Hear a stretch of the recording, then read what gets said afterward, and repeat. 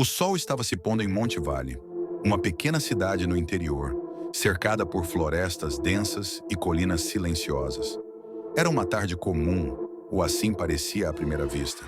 As pessoas caminhavam pelas ruas, o som das conversas ecoava entre as casas, e o mercado central estava cheio de moradores, comprando suprimentos para a semana. Tudo mudou de repente. Um som profundo, quase subterrâneo, ecoou pelas colinas. O chão tremeu ligeiramente, como um prenúncio de algo muito maior. No parque principal da cidade, onde crianças brincavam e idosos conversavam em bancos de madeira, uma rachadura surgiu no solo. Não era grande, mas emitia uma fumaça negra e densa que parecia desafiar as leis da natureza. Ela não subia em espirais leves, mas sim rastejava, como se fosse uma criatura viva. Algumas crianças correram assustadas, enquanto outras observavam com curiosidade. Logo, os pais e outros moradores se aproximaram, tentando entender o que estava acontecendo. Um dos idosos, o senhor Davi, aproximou-se com seu bastão, olhando para a rachadura com uma expressão de temor. "Isto não é normal", ele disse com a voz trêmula. A fumaça continuava a se espalhar, cobrindo os gramados verdes com uma camada escura e densa. Pássaros que sobrevoavam a área pareciam desorientados, chocando-se uns contra os outros antes de caírem mortos no chão. O ar começou a cheirar a enxofre, tão forte que muitos cobriram o nariz e a boca com as roupas. O temor inicial logo se transformou em pânico. Na mesma noite, Gabriel, um renomado geólogo que vivia na cidade vizinha, recebeu uma chamada urgente de seu colega e amigo André. "Gabi, você precisa vir para Monte Vale. Algo muito estranho está acontecendo aqui. Parece um evento sísmico, mas eu nunca vi nada assim." Gabriel hesitou por um momento, mas a urgência na voz de André era inegável. Ele reuniu seus equipamentos e partiu imediatamente. Quando chegou à cidade na manhã seguinte, Gabriel encontrou o centro da cidade coberto por uma fina camada de cinzas negras. A fumaça que emanava da rachadura havia se espalhado durante a noite, cobrindo grande parte da área. Os moradores estavam assustados. Muitos haviam deixado suas casas e se refugiado em vilarejos próximos. Aqueles que permaneceram estavam reclusos, trancados em suas casas, com medo do inexplicável. No parque, Gabriel encontrou André e outros cientistas que haviam sido convocados para investigar o fenômeno.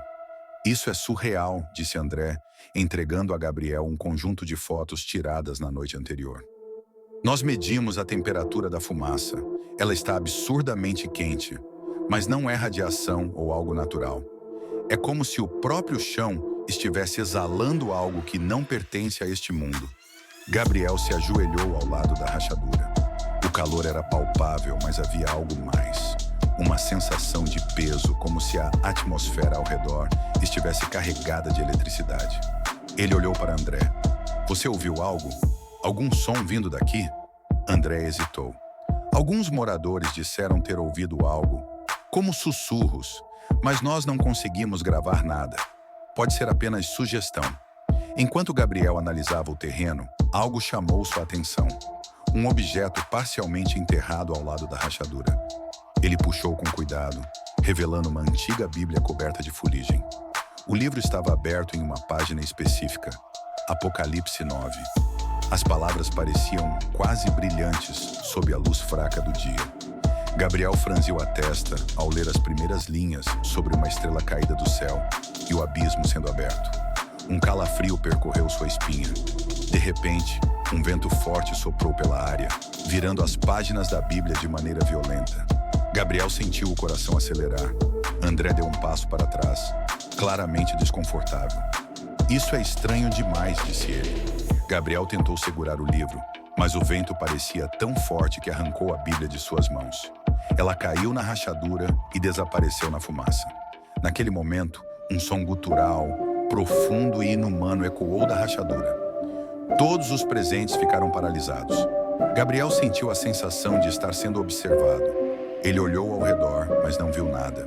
Pelo menos não imediatamente. De repente, algo se moveu na fumaça.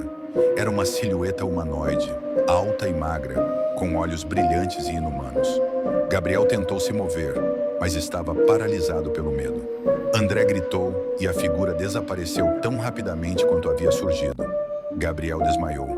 Quando acordou, ele estava em uma tenda montada pelos cientistas. André estava ao seu lado com uma expressão de preocupação. "Você está bem?" André perguntou.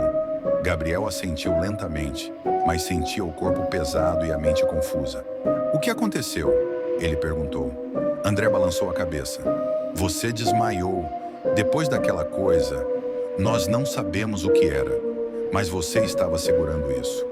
Ele entregou a Gabriel um pequeno pedaço de papel queimado, que parecia ser parte da Bíblia que havia caído na rachadura. As palavras Abaddon e Apollyon estavam escritas de forma legível, junto com uma frase que fez o coração de Gabriel disparar. E o abismo foi aberto. Do lado de fora da tenda, o som profundo e inquietante ecoou novamente.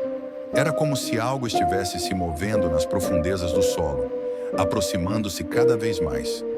Gabriel sabia que isso era apenas o começo. Enquanto Gabriel tenta entender o significado do que viu e ouviu, a fumaça continua a se espalhar pela região e os sinais de algo muito maior e mais terrível começam a surgir. A presença do abismo traz medo, mas também um mistério que Gabriel não pode ignorar.